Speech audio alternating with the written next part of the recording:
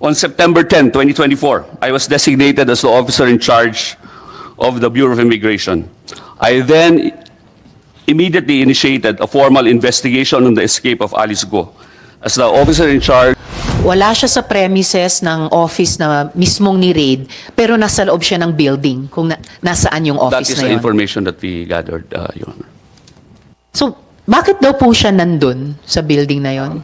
We never got to question the person of interest concerning that, Your Honor.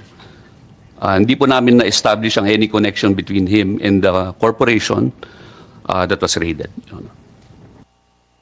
So, coincidence lang po, gaya ng ang business ni Lee Duan Wang ay nasa parehong building ng business ni Shi Zhejiang. Ganun po ba? Coincidence lang ba yon?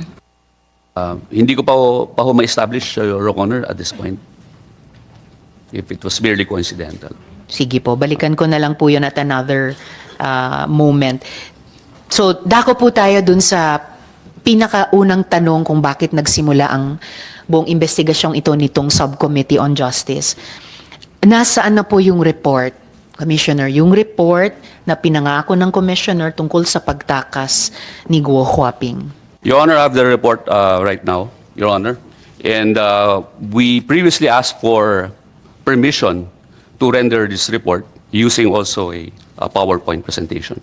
And with the indulgence of the Honorable Senator, Honorable Senators, I would like to proceed with the same, Your Honor. Of course, please proceed, Commissioner. Naibigay nyo na po ba yung... Okay. Okay. Nandiyan. So, nandito na po. And it's... baka hindi ko na kailangan ulitin sana, but this is very timely dahil yung palugit na binigay ng komite sa Bureau para sa ulat na ito ay hanggang bukas na lamang Yes po. po, Your Honor. Please proceed, Commissioner. Thank you very much, Your Honor. The Bureau of Immigration welcomes this opportunity to prove our innocence and competence and welcome the remarks made by the esteemed senators to address any policy and legal gaps that need to be addressed to enhance border control. First and foremost, good morning, Madam Chair and honorable members of the esteemed Committee on Justice and Human Rights. The Office of the Commissioner would like to render this report on the investigation into the escape of Guo Huaping and her siblings. Please bear with me, Your Honors. Slide number 1, please. Aside from the Bureau of Immigration, the following government agencies are involved in clearing a flight before its departure. The Bureau of Customs under the supervision of the Department of Finance, the Bureau of Quarantine under the supervision of the Department of Health, the Civil Aviation Authority of the Philippines under the Department of Transportation, the Office of Transport Services also under the Department of Transportation, and finally the Airport Police under the Philippine National Police or PNP. Next slide, please. It is unlikely, if not impossible, for BI to clear Guo Huaping for formal departure without other government agencies being involved. Next slide, please. Upon my internal investigation, all Bureau of Immigration terminal heads representing 14 airports and seaport certified under oath that Guo Huaping did not pass through any of their terminals in July 2024. And these are supported by flight manifests which we submitted earlier to the office of Honorable Senator Ontiveros. I can furnish this Honorable Committee copies of the 14 certifications under oath made by the 14 terminal heads. Each terminal head was well aware that any inaccuracies in their certified oaths would make them liable for the crime of perjury and falsification of public document. They were also made aware that the Bureau would prosecute them for such crimes if any evidence came to light showing any deceit in the certifications under oath, saying that Alice Go and her siblings did not pass through their terminal. Like I said, these oaths are fully supported by all flight manifests. Next slide, please. With the indulgence of our honorable senators and for the purposes of expediency, I will dispense with discussing the background of what happened with Alice Go, except to say that as far as the BI is concerned, it started with inquiries made by the Bureau of Immigration with the Philippine Retirement Authority in 13 May 2024 and culminated in September 4, 2024, when Indonesian authorities arrested Alice Go in Jakarta, Indonesia, and sent her back to the Philippines. The things or events that transpired in between can be seen in the slide. Next slide, please.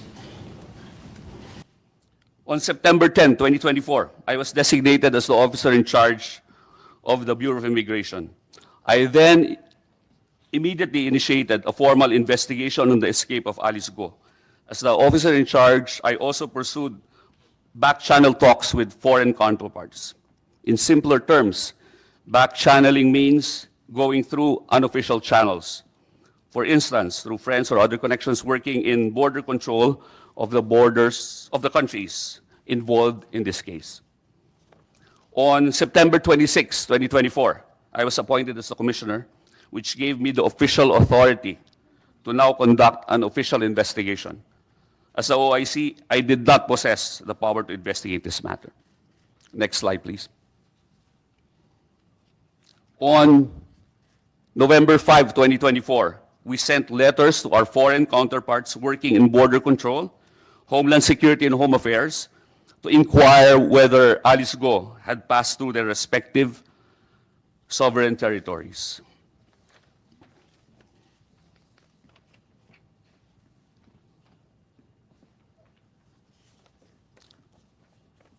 I can furnish the Honorable Committee copies of the letters I sent to these foreign governments requesting for entry into their jurisdictions so we may investigate this case. I had special interest in their flight manifests so we could see copies of the passengers entering their territories around the same time the Guo siblings escaped. There was also a letter from the Embassy of Malaysia addressed to the Department of Foreign Affairs in Manila. There was a proposed courtesy call of the Secretary of Justice with the Honorable Azalina Othman Said, Minister in the Prime Minister's Department, on January 24, 2025. The letter was dated January 9, 2025. And also on March 7, 2025, I sought the help of the Office of the President, Office of the Special Envoy on Transnational Crime, wherein it was reiterated that information as to the transit details of Alice Go and BI's request for a meeting with the Ministry of Home Affairs and Malaysian Immigration was reiterated. This letter was addressed to the Ambassador of Malaysia to the Philippines. Next slide, please. As for our back-channeling efforts, on October 2, 2024, my staff and I communicated with the Malaysian Ministry of Home Affairs to confirm the details of Alice Go's travel.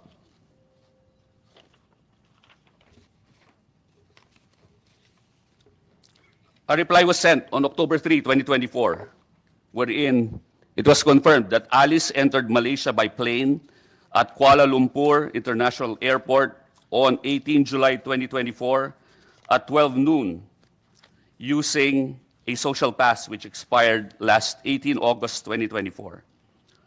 As to flight number 0D177, they also stated that it is beyond their access to retrieve the boarding pass, and only the flight company can give the copy of the said document. According to the Malaysian authorities, the Guo siblings did not have any entry record to Sabah on 19 July 2024.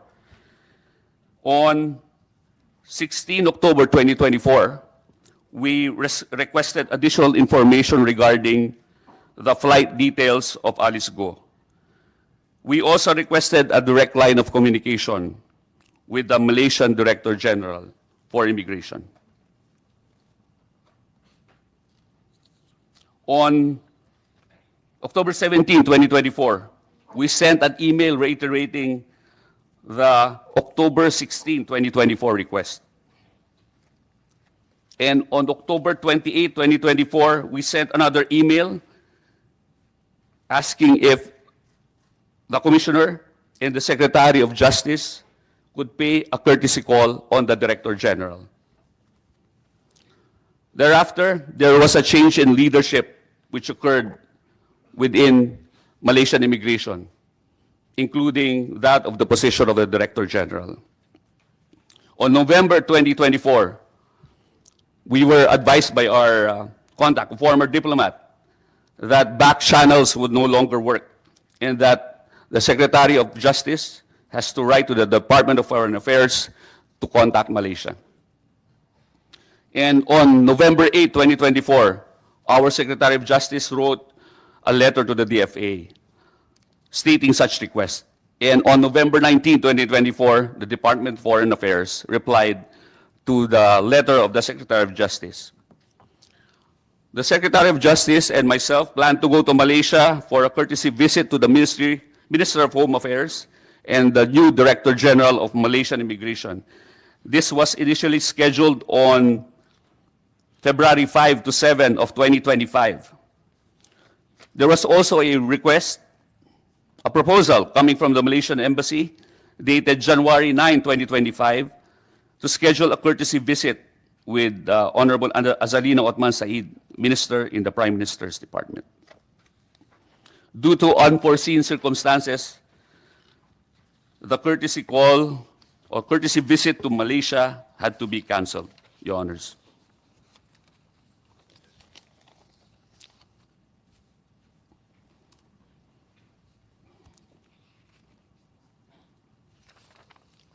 Next slide, please. Your Honors, one thing that we have to contend with is the fact that our archipelago is made up of 7,641 islands, 220 million hectares of marine waters, 29.8 million hectares of land, and 36,289 kilometers of coastline, which makes border control more daunting than other non-archipelagic nations. Next slide, please. The Bureau of Immigration is only stationed in 14 international official ports of entry and exit. These are in Bohol, Boracay, Cagayan North, Clark, Davao, Iloilo, Lawag, Calibo, Mactan, NAIA Terminals 1 and 3, Puerto Princesa, Zamboanga International Airport and Seaport. Next slide, please. The Bureau of Immigration only has a total of 156 intelligence division personnel nationwide, only 79 of which are organic, 54 are contractual, and there are 23 job orders. Next slide, please. I'm sorry. Can you go back? And we only have 16, that is correct, 16, not 60, fugitive search unit officers nationwide. Ito po yung mga tumutugi sa mga pugante. We only have 16.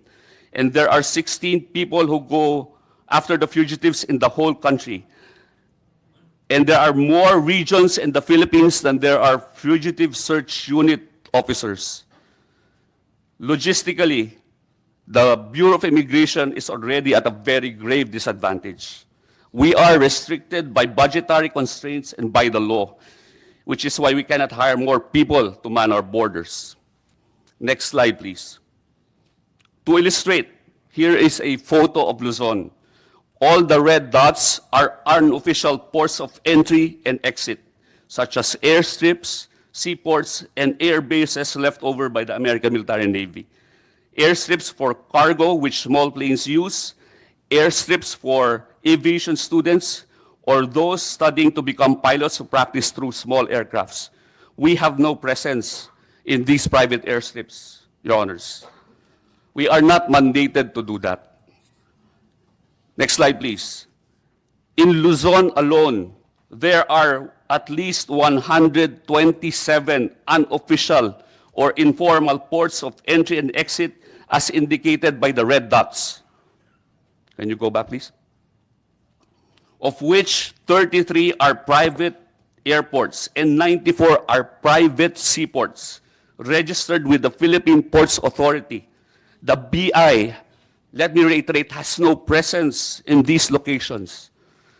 We are only stationed in the 6 official ports of entry and exit within Luzon, as indicated by the 6 green dots.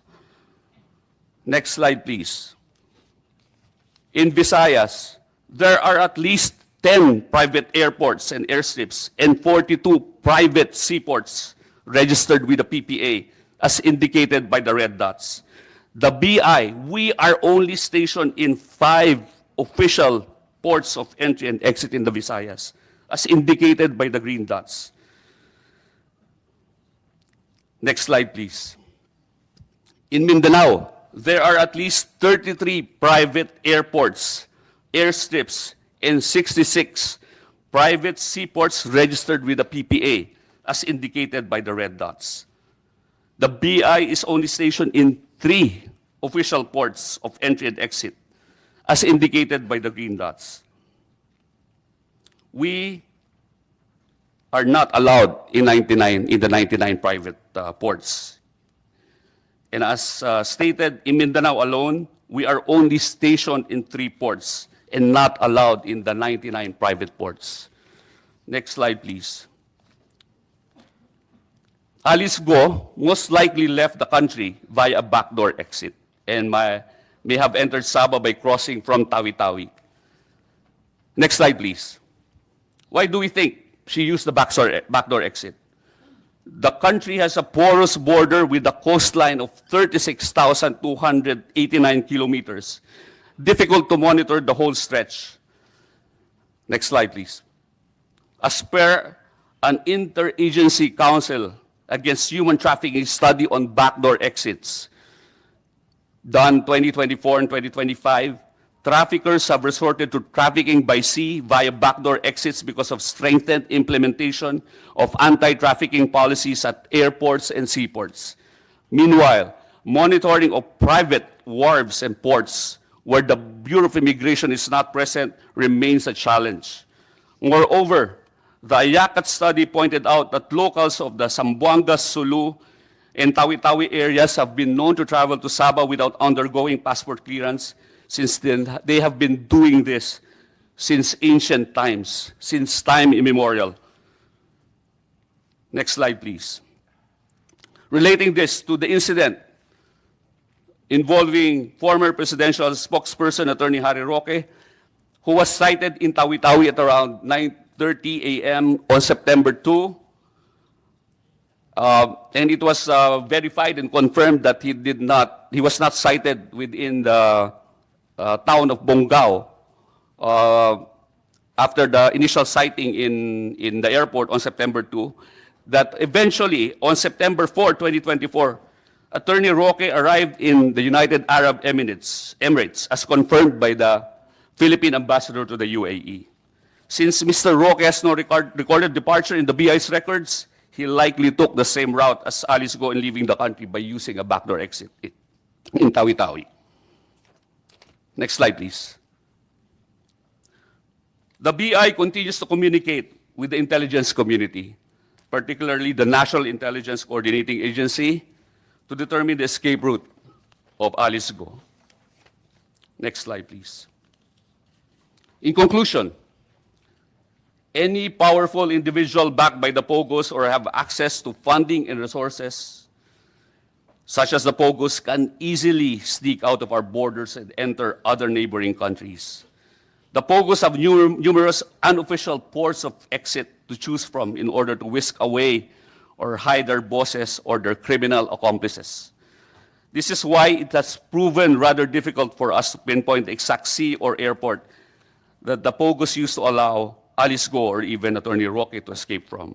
But rest assured, Madam Chair and Honorable Senator Gatchalian, we will not stop. Although the odds are stacked against us, we will keep on trying to find how the POGOs were able to hide these undesirable aliens. Lastly, please allow me to address the elephant in the room, Your Honors. So many people wish to hear that the POGOs paid an immigration officer in one of the air or seaports so that these bad people can escape our shores. But there is simply no proof or evidence to that effect. We have been begging any witnesses from any official airport or seaport to come forward for 4 months now to give proof on anything related particularly to Alice Go and her siblings. This is the case despite all the thousands of surveillance, CCTV cameras, smartphones, all passengers hold while in airports. Rest assured, Madam Chair and Honorable Senator, the second we get any proof or evidence to this effect, we will act swiftly to uphold the rule of law within our borders. And since it has been already addressed that there is a weakness in our border control, we beg this honorable committee and the Senate, help us. There is a law which is 85 years old that we are using at the moment. It's been 25 years since someone tried to amend the Immigration Act, but until now, it has not come to fruition. We need your help regarding this. We need to address present-day problems using a law which is attuned to the times. It is now pending before the Senate. It's been approved by the House. We thank all the senators for all the support, but we need your help at the moment. We need the new law for intelligence gathering, which should be data-driven. I know of countries, Your Honors, wherein the setup is different. Immigration officers are under one office, and the border force is in another. I know of a country wherein they have 15,000 immigration officers and 7,500 border force officers to complement that. We have 1,800 immigration officers doing both. Doing intelligence work, doing immigration work. We have only 1,800 personnel to do that. Manning how many? 7,600 islands? That's one immigration officer for 4 islands. And as stated beforehand, there is so much to do, but we need all the assistance. We need to digitize, we need to modernize, we need more personnel. We need data-driven intelligence gathering, like the one currently being launched right now. As a matter of fact, Your Honor, I was supposed to attend a meeting with the UN Office on Counterterrorism, Your Honor, because we are launching the Advanced Passenger Information System wherein culprits who board an airplane from a particular departure point, and in the event that they try to enter the Philippines and they have any derogatory record, we would know right now, Your Honor. The UN program is currently being undertaken, Your Honor.